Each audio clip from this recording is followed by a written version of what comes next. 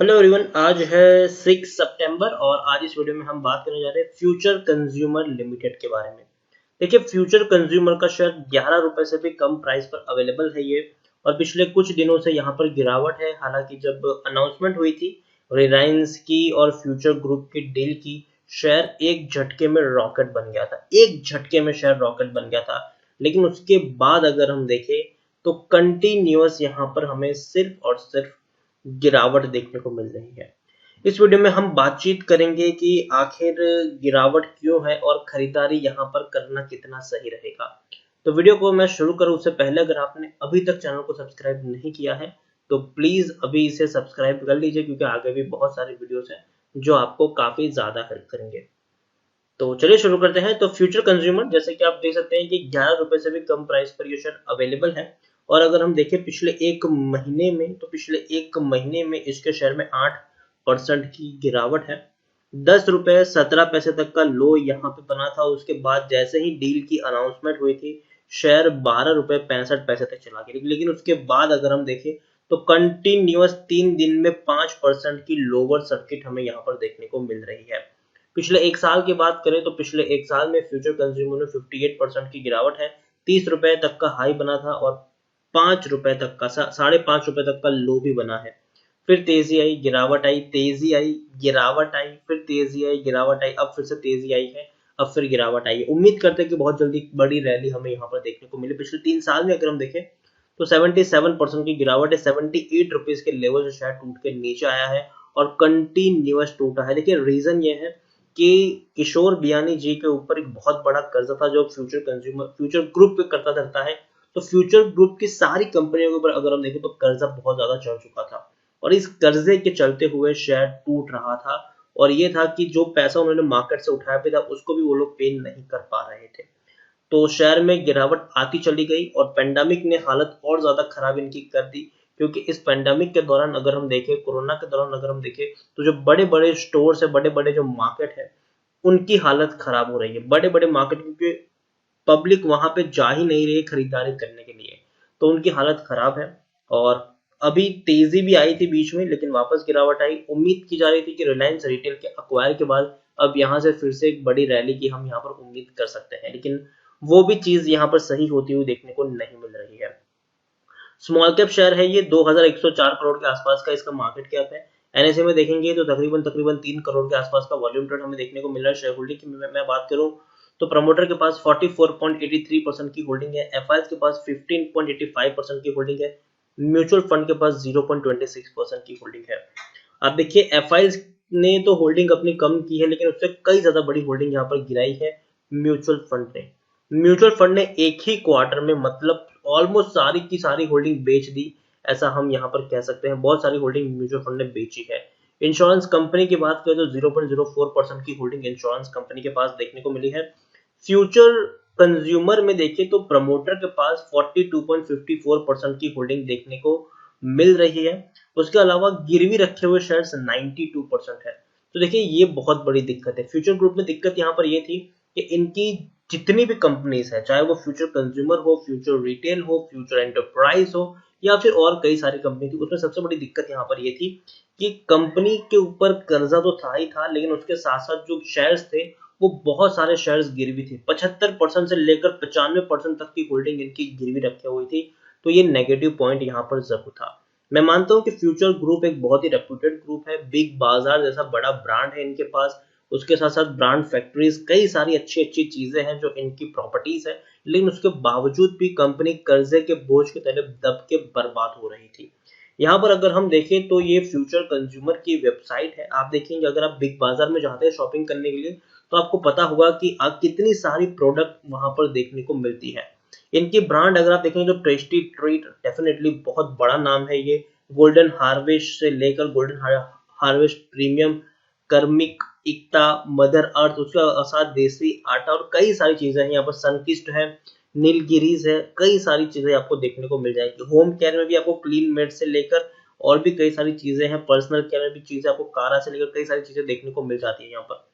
तो काफी बड़ा इनका नेटवर्क है। फ्यूचर कंज्यूमर की मैं बात करूं तो फ्यूचर कंज्यूमर में आप देख सकते हैं कि आप खुद देखिए, कई सारी इनकी ब्रांड यहाँ पर आपको देखने को मिल जाएंगी, जिसको आपने देखा होगा बिग बाजार में। अगर आप चाहते शॉपिंग करने के लिए तो आपने देखा होगा, और अगर आप वहां से शॉपिंग करते हो आप उनकी कई सारी प्रोडक्ट आपके घर में भी पड़ी हुई होगी।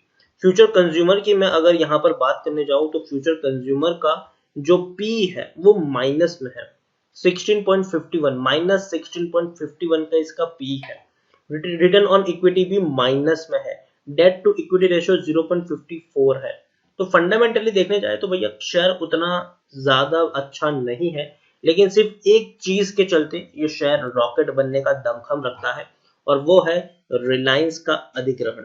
रिलायंस इंडस्ट्रीज ने इसको अक्वायर किया है। शॉर्ट टर्म के लिए प्रेशर इसीलिए बना था, इससे पहले भी मैंने वीडियो बनाया था फ्यूचर रिटेल का, और वहां पे मैंने बताया था कि क्यों गिरावट है।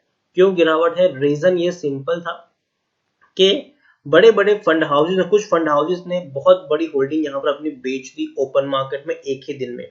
जिस दिन रैली आई ओपन मार्केट में उन्होंने अपनी होल्डिंग बेच दी। उसके अलावा अगर हम देखें तो जो प्रीमियम प्राइस है इनका वो यहाँ पर सबसे पहले देखना जरूरी है। उसके अलावा एक बहुत सारे डेवलपमेंट अभी भी हो रहे हैं यहाँ पर, कुछ चीजें अनसर्टेनिटी अभी भी यहाँ पर बनी हुई है कि आखिर इन सब चीजों का क्या होगा, जो कर्जा है उसका क्या होगा, किस तरीके से इसको फॉर्म किया जाएगा, क्या क्या चीजें यहाँ पर आएगी, किन किन और तो और अमेजोन की जो यहाँ पर होल्डिंग है फ्यूचर ग्रुप में, फ्यूचर कंज्यूमर में एक बहुत बड़ी होल्डिंग आपको अमेजोन की देखने को मिल रही है। और अमेजोन और रिलायंस जो है वो एक दूसरे के राइवल है अभी के तौर पर। तो अमेजोन की जो होल्डिंग है उसका क्या किया जाएगा, तो वो चीजें भी अभी जाननी जरूरी है। चीजें अभी अंडर डेवलपमेंट है, तो अगर जहां पर अनसर्टेनिटी बनती है किसी भी कंपनी में तो डेफिनेटली लोग थोड़ा सा कॉशियस होना शुरू हो जाते हैं। लेकिन एक चीज आपको यहाँ पर समझनी है कि अभी भी बड़े बड़े बड़े फंड हाउसेस ने थोड़े से शेयर बेचे जरूर हैं, लेकिन जो बड़े निवेशक हैं वो अभी भी यहाँ पर धीरे धीरे बैकडोर से खरीदारी कर रहे हैं। फ्यूचर कंज्यूमर मैं मानता हूँ शॉर्ट टर्म के लिए यहाँ पर काफी ज्यादा आपको फेरबदल देखने को मिलेगी, काफी ज्यादा आपको उठा पटक देखने को मिलेगी। लेकिन लॉन्ग टर्म में मुझे लगता है कि मामला सुलझ जाएगा, क्योंकि रिलायंस का भी यहाँ पर काफी बड़ा फायदा है फ्यूचर ग्रुप को अक्वायर करने से।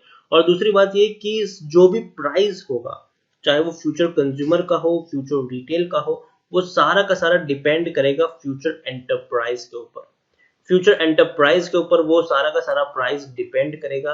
रीजन ये है कि आप देखिए 18 रुपए के आसपास ये शेयर अभी ट्रेड कर रहा है फ्यूचर एंटरप्राइज का। अब ये है कि Future Enterprise, Future Consumer, Future Retail, इन सारी कंपनियों का आने वाले दिनों में मर्जर किया जाएगा। मर्जर करने के बाद यहाँ पर पूरी की पूरी प्लानिंग की जाएगी, और मर्जर जो होगा वो होगा फ्यूचर एंटरप्राइज के तौर पर कंपनी बाद में जानी जाएगी। और यहाँ पर यह है कि जो प्राइस फ्यूचर एंटरप्राइज का है उस प्राइस के हिसाब से बाकी के शेयर्स बांटे जाएंगे। जैसे कि मान लीजिए कि अगर आपके पास फ्यूचर कंज्यूमर है तो फ्यूचर कंज्यूमर के अगर आपके पास मान लीजिए कि 100 शेयर है तो फ्यूचर एंटरप्राइज के आपको 90 शेयर्स दिए जाएंगे। अगर आपके पास फ्यूचर रिटेल के शेयर है तो उस हिसाब से आपको शेयर अलोकेट किए जाएंगे। जैसे कि 10 शेयर, अगर 10 शेयर अगर आपके पास फ्यूचर रिटेल के 10 शेयर हैं तो आपको 101 शेयर फ्यूचर एंटरप्राइज के दिए जाएंगे। उस तरीके से वो स्वैप रेशियो है वो भी यहाँ पर हमें देखना वाली बात होगी कि किस तरीके से है, क्या एडजस्ट होता है। तो अभी भी बहुत सारी चीजें अनसर्टेन है, और जहां पे अनसर्टेनिटी बनती है वहां पे शॉर्ट टर्म का पैनिक जरूर क्रिएट किया गया है। और मुझे लगता है कि ये एक शॉर्ट टर्म का पैनिक है फ्यूचर ग्रुप की कंपनी में। लोगों को अनसर्टेनिटी महसूस हो रही है और उसी के चलते लोग अभी भी एक पैनिक का माहौल क्रिएट किया जा रहा है। आज आप देख सकते हैं कि आलोक इंडस्ट्रीज के शेयर में बढ़िया उछाल देखने को मिल रहा है। उसी तरीके का आपको उछाल आने वाले दिनों में फ्यूचर एंटरप्राइज में देखने को मिलेगा मर्जर होने के बाद। इससे पहले भी देखने को मिल सकता है। तो मैं यही कहूंगा कि फ्यूचर कंज्यूमर मुझे लगता है कि एक अच्छे और सस्ते प्राइस पर अभी भी अवेलेबल है। खरीदारी की है, पैनिक मत करिएगा, बने रहे, क्योंकि कोई ना कोई डेवलपमेंट आने वाले दिनों में यहाँ पर जरूर आपको देखने को मिल जाएगा, पहली चीज। दूसरी चीज, एक साथ एक ही प्राइस है बहुत सारी क्वांटिटी भी मत खरीदिए।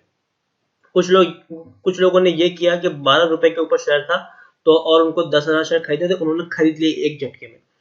अब गिरावट के टाइम पर वो उसका फायदा नहीं उठा पा रहे हैं। तो मैं यही कहूंगा आपसे कि अगर आपको 1000 शेयर खरीदने हैं तो पहले 200 शेयर खरीदें, वेट करें, गिरावट आए थोड़ी और क्वांटिटी ऐड करें, वेट करें, गिरावट आए थोड़ी और क्वांटिटी ऐड करें। कोई मौका छूटा नहीं जा रहा है। लालच में आकर एक बड़ी क्वांटिटी किसी भी शेयर्स में लगाना उतना सही नहीं है। तो मैं आपसे यही कहूंगा कि वेट करें। हो सकता है कि 10 रुपए का शेयर आपको आने 10 रुपए 90 पैसे के ऊपर है, शायद शेयर 10 रुपए के ऊपर भी चला जाए, लेकिन बाद में याद रखिए वापस से तेजी आपको जरूर यहाँ पर देखने को मिल सकती है। तो मैं यही कहूंगा कि खरीदारी की है, बने रहो, फ्रेश बाइंग करना चाहो करो, लेकिन एक साथ एक ही प्राइस पर बहुत सारी क्वांटिटी मत खरीदना। ये सोच के खरीदारी करो कि आपको यहाँ पर एवरेजिंग करने की जरूरत पड़ेगी, गिरावट आएगी तो उसका फायदा आपको उठाना है, ताकि आपके पास आप थोड़ी और क्वांटिटी यहाँ पर ऐड कर सको। तो इसी के साथ वीडियो को एंड करूंगा। अगर आपको वीडियो पसंद आया हो तो प्लीज इसे लाइक कर शेयर करें। अगर आप चैनल पर पहली बार आए तो प्लीज सब्सक्राइब करें, और फ्यूचर कंज्यूमर के बारे में आप क्या सोच रहे हैं वो भी आप मुझे कमेंट में लिखकर बता सकते हैं। Thank you.